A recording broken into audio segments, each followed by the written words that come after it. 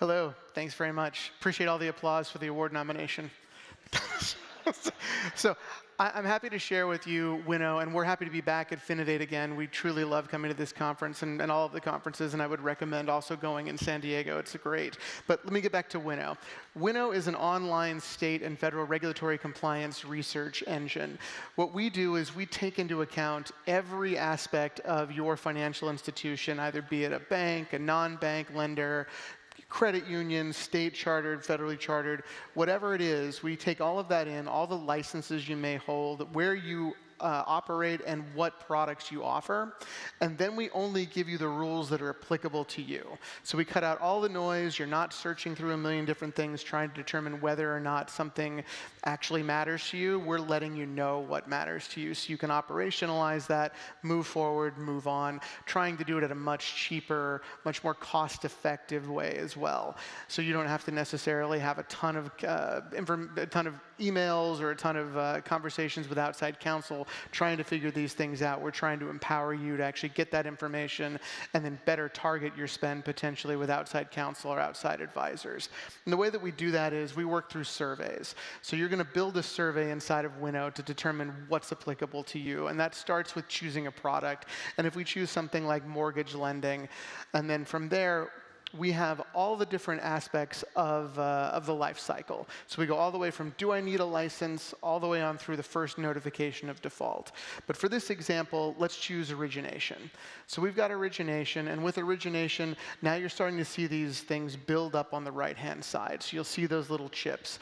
If you already were a customer, if you're not in a trial or something like that, you would also now start to see your licenses as we choose jurisdictions. And we're just going to choose a few jurisdictions. For this one, we'll go nationwide, and if you have any one of those licenses on a nationwide basis, you're going to see those populate as well too.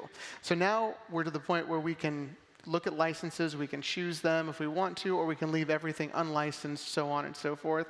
You have the flexibility to figure out, all right, well, I'm already operating in California.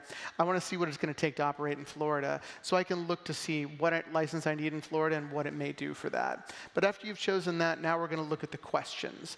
So we try to make everything as specific as possible. You don't want to spend a ton of time trying to figure things out. We ask and we try to motivate you to have specificity in your requirements. So if you look at those and we'll say, I want to understand my adverse action requirements. And from there, I want to look to see, okay, I've got disclosures, I've got fees, I've got record retention, and I've got practice restrictions. Practice restrictions is really everything that didn't fall into the other ones. And then let's also throw on here, we could, if we wanted to, throw another question or two. We try to tell you to stay as specific as possible. So you can see here now, these are all of my requirements. And we separate these in a number of different ways. We give you two different views to kind of look at them as to whether or not you want to see all the rules. Maybe they happen multiple times because they apply to more than one topic or more than one category, or you can take a look at it the way that we're looking at it right now, where you're not going to see duplicates, but you're going to see those little chips at the bottom of each one of the requirements that specifically says what it is. And if we dig into that requirement itself, you see this one has a badge on it that says newly effective. We're going to give you that information right at a glance as well too. So it's going to say newly effective. It'll say maybe that it's sunsetting in a certain time frame, or it'll say that it's not going to be effective in the next 3 months or whatnot. And you're going to see inside of that requirement what's there. So if you scroll down a little bit and you see, all right, well, here's my requirement. And what I've done on this one is I've chosen to go ahead and do a comparison between two different versions. And on that comparison, you can see that there is a highlighted in red, this is what it changes, this is what's removed. We highlight in green anything that's new. So as soon as you've saved that survey that we've just built, we're going to be monitoring this for you on an ongoing basis. It's something that will continue to run, and every Monday morning when you come into the office, you're going to see it in your email, anything that's changed in all of your saved surveys. And we're going to give you a link to go back and forth between what was and what will be, so you see a red line, so you don't have to worry about trying to make the comparison yourself. You'll know what you need to operationalize. You'll know what you need to care about for the week, for the month, or whatnot. And then inside of each one of those requirements is all the information you may need.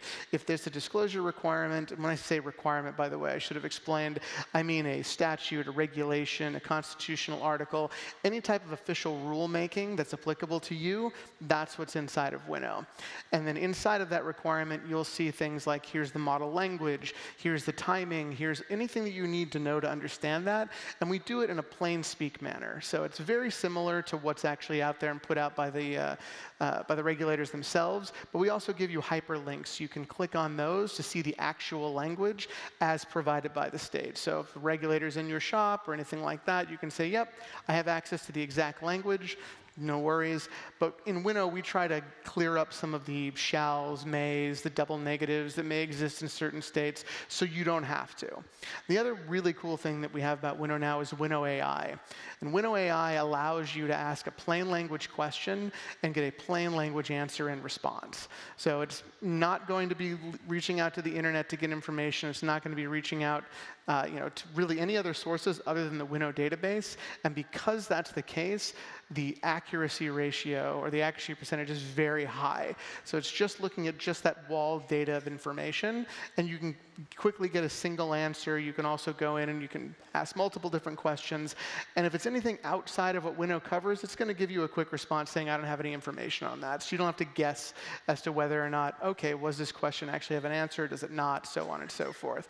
Some of the exciting things that we're doing with AI now as well, too, in development to be released in the near future, are being able to build a survey based upon one question. So that thing you just saw where you went through and you could make that hyper-specific survey, we're going to allow you to do that with an individual question so you can quickly get through your day.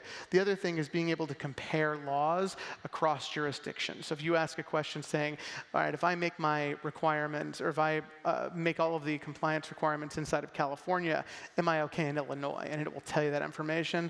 And last, being able to upload your own policy and procedures and ask questions of your own policy and procedures to figure out if you're in compliance.